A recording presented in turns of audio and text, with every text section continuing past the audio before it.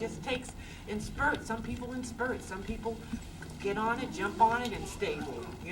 It's just like life. Some of us learn lessons quicker than others. Some have to just be beaten down, and then some of us are wise. For some reason, our parents tell us what to do, and we obey, and we have a great life. But it's not many of us that do that. Okay. Well, what the form of cancer? 10 years in your body, whatever you're talking about, the lumps, it takes that long so that when you start feeling sick, it's happening. So you can't just take some herbs 2 weeks, 3 weeks. Well, it didn't work, and you stop taking it. And that's what happens. I tell my friends, well, you better take this. I took it, nothing happened, you stop taking it. If it took you that long to get sick, it takes you a while to get well. And I even made the mistake of, I swear I've been taking these vitamins, that's making me fat, so I stopped taking it. You can ask my husband, stop taking them, I'm fine. Everything's going good, good. I stopped taking them. I got so sick, and I can't understand why, if I'm taking something good a long time, why it shouldn't put me on such a plateau that I wouldn't get cold, I wouldn't get tired, and that doesn't happen. Just like you said to this, confirm what you said. If you're taking these, you've got to take them every day. As long as you're living, you've got to keep your body clean, you've got to keep taking these vitamins because you need that energy, you need that nourishment on a consistent basis.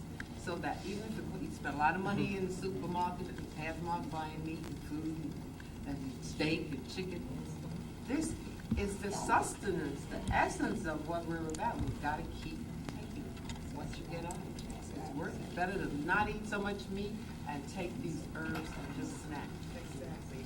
And look into the idea of genetics also. This is real, very real. Do some research and find out about the people and the foods that they were given. All of us do not function. All of us are biologically different. We're human beings, but we're put in different geographical locations. Our food is different. Our genetic history is different. We are different. And it's not racism. It's just the truth. Do some research, look into that. I'd like to know, and nobody's giving you an answer. Why we are. Well, it's because of our diets. We overeat, number one, and we overeat the wrong foods. We don't eat Stress. But they get sick. They have cancer too, but not like us. And Jews have diabetes just as high as Jews have diabetes at a regular. And they eat the wrong foods because their diet consists of mostly starch. Yeah, they eat a lot of stuff. Americans, period, loves hostess. First of all, I have to thank Sophia Mohammed for inviting me.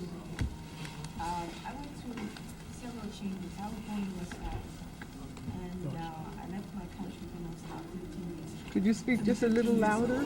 Okay. Thank you. I lived in Europe when I came over here, so I've had 2 chances of checking and trying out different diets. Okay. In my own country, we never had chemical stuff. We don't have all the technology, so you cook your food based on what you get on the market. And every day, you bring tomatoes, onions, everything is fresh. No fertilizer, none of that stuff. You eat what you can get. It's a seasonal thing. If it's between a certain season, you have a lot of fruits, that's what you eat. Nothing is canned, right? So you get the natural food, and that's what you live on. Well, nothing of it until I got to Europe, and all our foods were basically fruit-eating people. Me, depends on what country you're from. There are about 150 of them. For my neck of the woods, we live right next to the coast. There's fish, vegetables, plantain. My girlfriend is from Puerto Rico, so she eats plantain too. Plantain is very high in iron.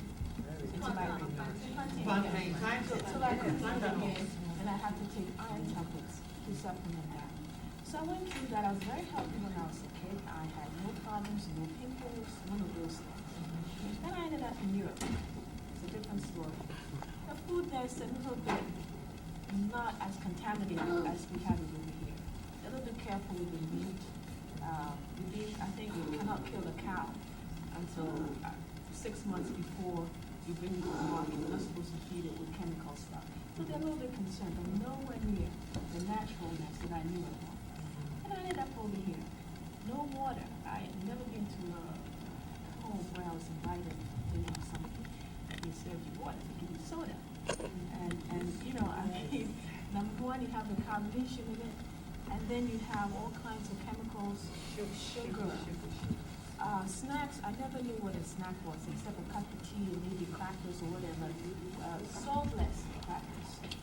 I come over here, and every minute, I mean, you go to the grocery store, and you have bags and bags of food that doesn't look like food. I never saw orange food except, even orange at home is not orange, it's greenish yellow.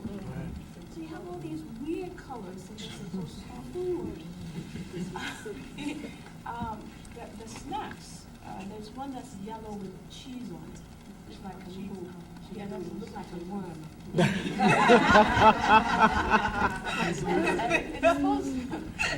The salt, I mean, at home, we're not too much on one side or the other, okay?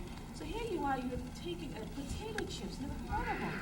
You either cook it or you bake it, I mean, chips. and this is what, I began to eat it. I was a Twinkie, you know, queen. My girlfriend would tell me what happened to me 2 years ago. It got so bad, I was eating, what is this Italian cheese, that big fresh one? It's mozzarella, fresh mozzarella. I used to have a pound of it. In the morning, I got all my calories, 1,500 strong. And I'll eat Mexican cookies in the afternoon for lunch. And I'll be so tired because I work very hard. And I'll come home and I'll just go straight to bed, crash. No nourishment at all. This happened, and within a year, I went from 95 pounds to 150 pounds. I think Sophia saw me briefly. She was amazed. My cheeks were all puffed up. And I didn't know what was going on. I mean, I was fine.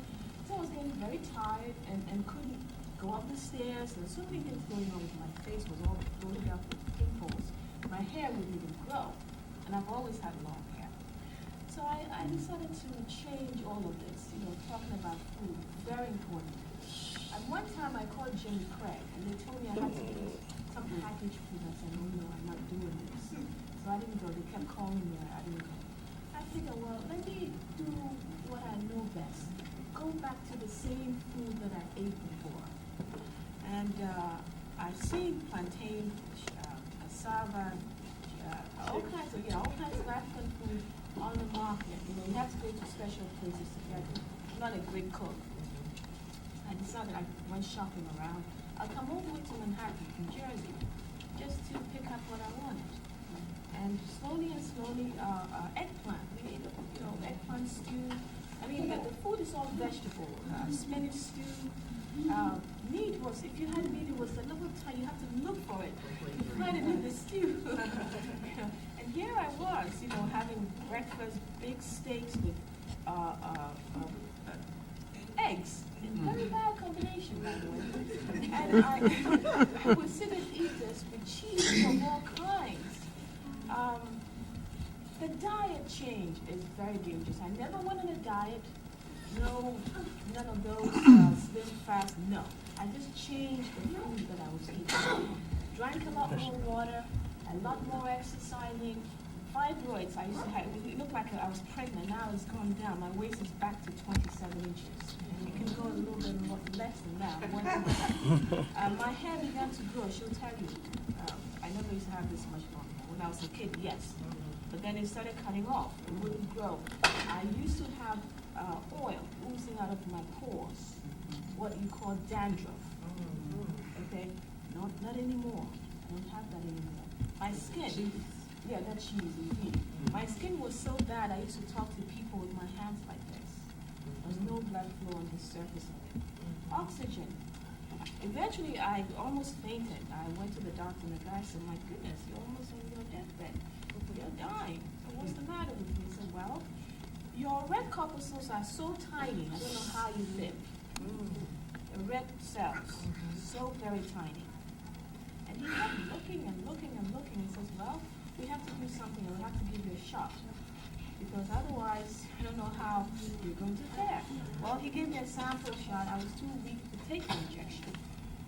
So he had to put me on an annual month-to-month pills to get the oxygen and everything working. Just so that the food I ate would be absorbed properly in my system.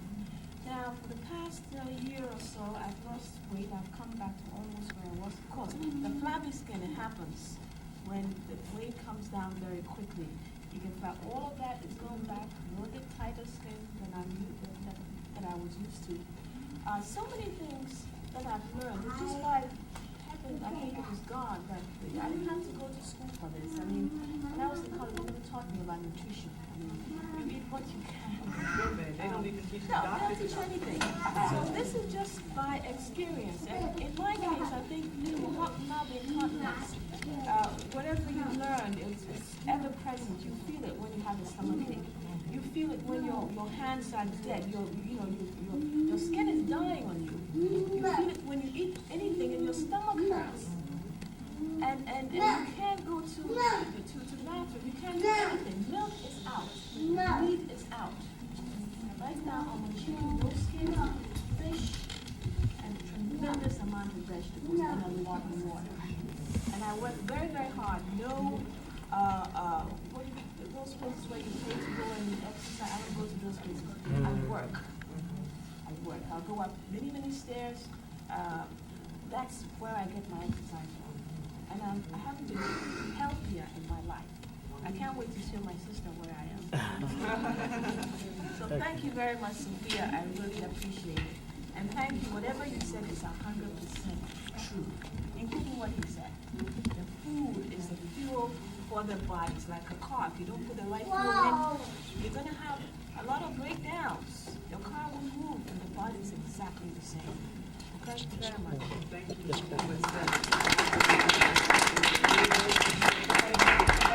Because of, like you said, all the antibiotics and all of that, and how they grow cows and how they inject them to produce more milk. I wanted to know what's a good calcium substance. Seymour's is excellent. Seymour's. Tell her about the Seymour's, Sophia. Right. Seymour's.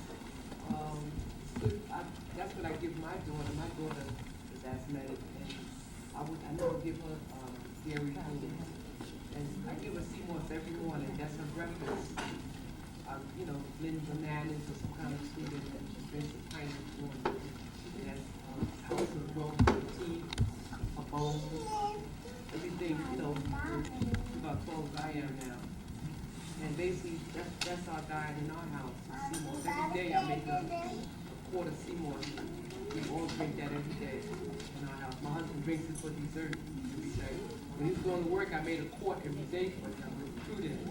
So Seymour's is very powerful in minerals of calcium. I mean, it takes the place of milk. It really takes the place of milk. Pass it around. Seymour's about Yeah, so Seymour's.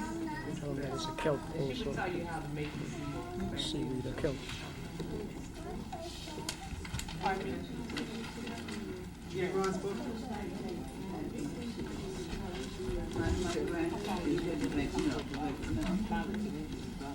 I don't really know the ingredients of lactate. I know there's a girl on my job, a client that I work with. She takes lactate because she's lactose intolerant. Has a intolerant, right? And but I recommend Seymour's because it's natural. It comes from the ocean. And it's natural. It's just a matter of a person wanting to prepare it every couple of days. But it's a perfect food in terms of, the only thing that Seymour's is lacking is iron. But it's rich and all the other, the minerals and nourishment that you need. But I can't think of like this. I know it's a simple sugar. It's lactose. It's a form of lactose. Lactate is a form of lactose. It's But a simple- so the people, because what it is, people who have the problem are considered lactose intolerant. Yeah. And lactose is a sugar. Right. Like sorbitol. Like Right. you go into the health food store and they say, oh, this has no sugar in it. But then you read the label and it has sorbitol. Okay. Sorbitol is also a sugar. Okay. I used to do micro. Right. And we had to grow different bacteria, and the different bacteria reacted with different simple sugars. Okay. Lactose is one, sorbitol is one. I can't even remember them now. I'm retired. So the question she asked, she's asking me about this Lactate. lactate. Yeah. You're saying, is it As compared to the compared to sea moss, lactate? Well, there's no comparison because sea moss is really a natural, something natural that grows on a rock in the sea. So it's natural, and you know, lactate. I've seen it in pill form. She gets her, this young lady gets 2 pills every morning.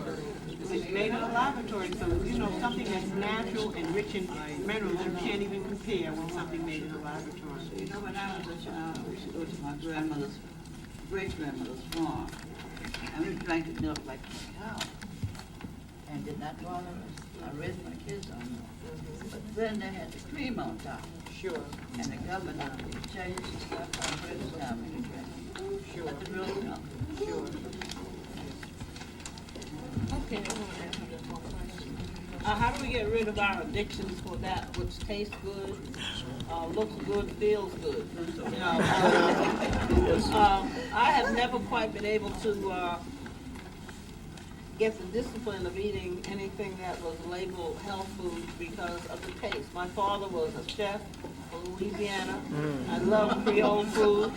And as a young person, I had no health problems. Now I have most of them. So I was just wondering, what would you recommend, you know, that psychological conquest of food, in terms of taste especially, but also in terms of adjusting yourself spiritually to a new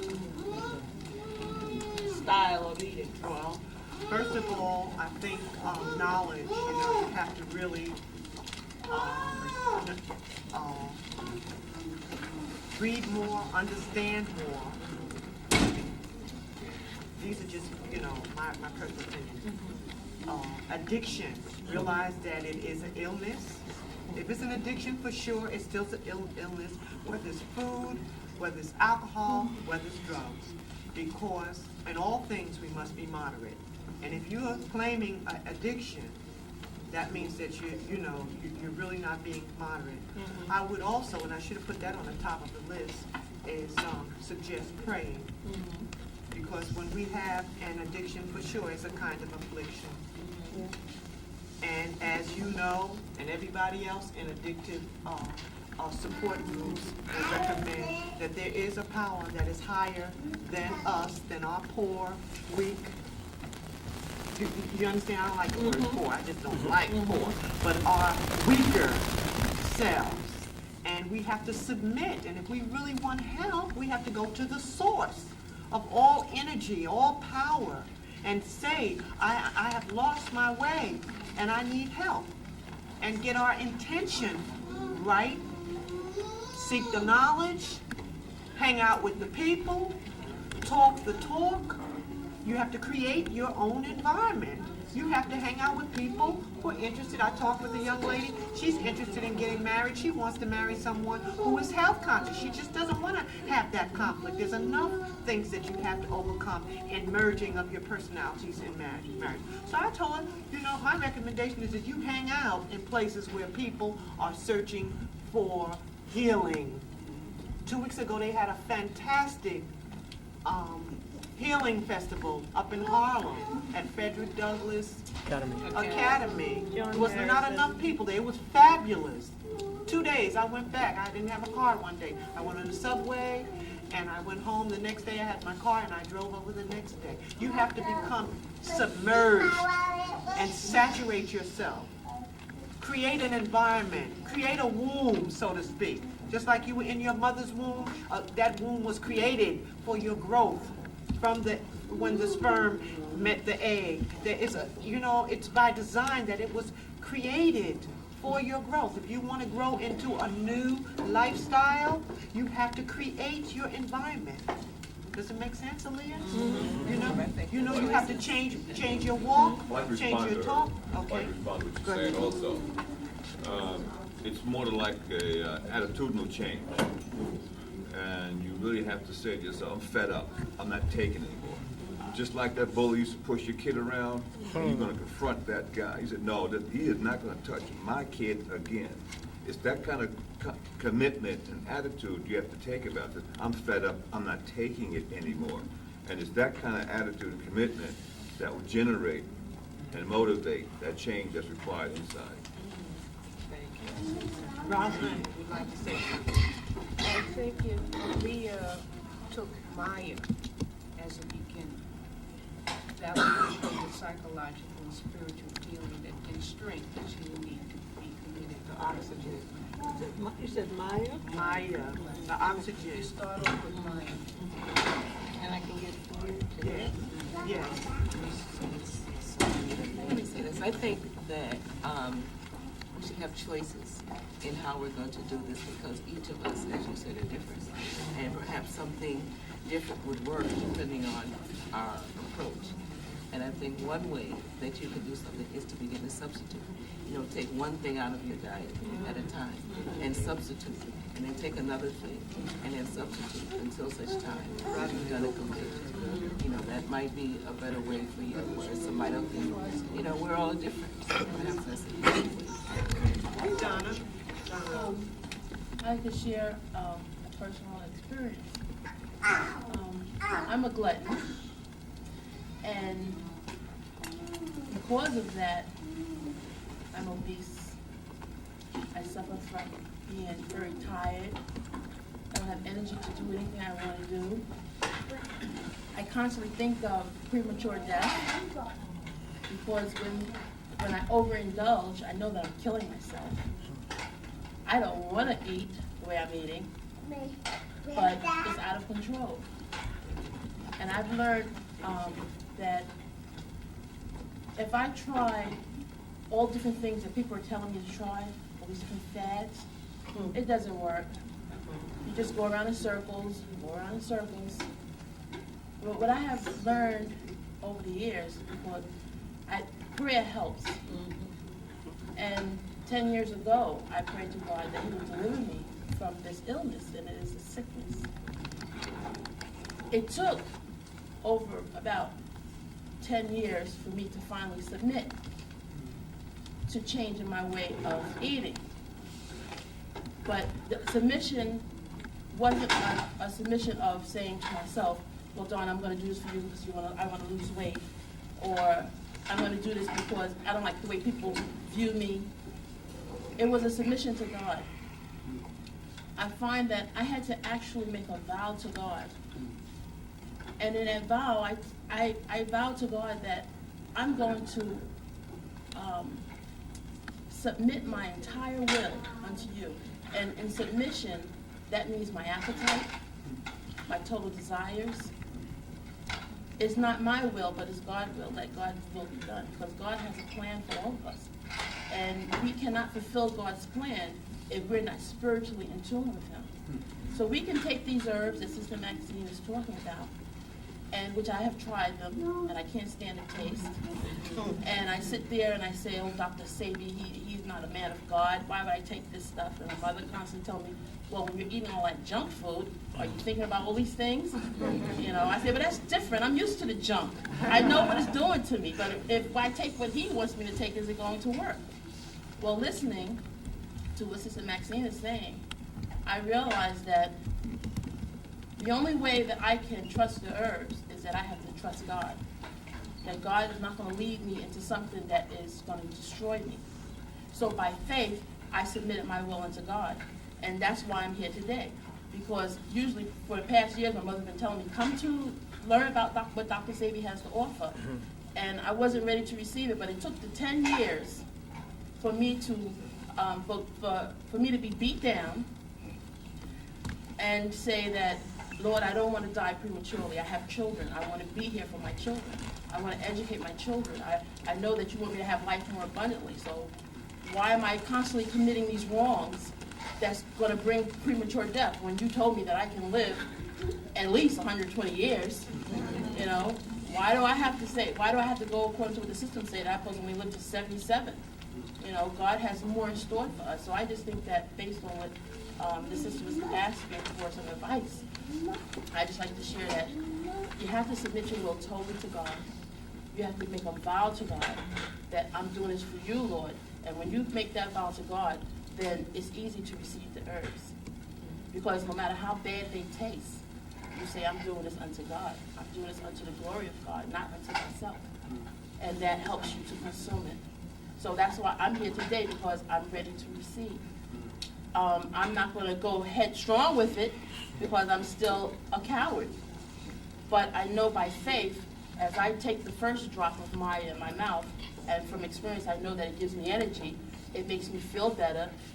At night I feel like I'm suffocating because of all this blood that's running through my system. But when I take the Maya, I begin to feel lightheaded, energetic, I can breathe, I feel the oxygen just flowing, even my cells feel energized. So I know that it works, but it's my rebellion that keeps me away from it, you know. But I think it just takes total submission unto God. That's that higher power. And all of us may have view our higher power differently. But you have to hold on to the higher power.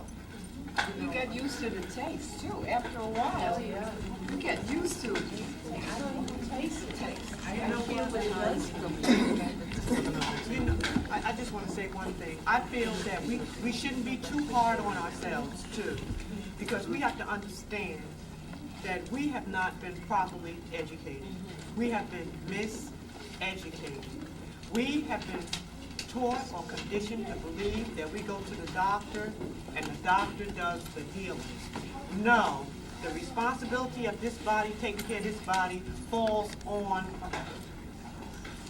me, us, we, because it was given to us by the Creator for us, and we have a responsibility, but no one ever told us, even on a religious level, that you are to be responsible, that it is a sin to abuse this body. But if you have no knowledge of this, then you're not to be blamed. But once you get knowledge, you are responsible. To whom much is given, much is expected. Kwasi?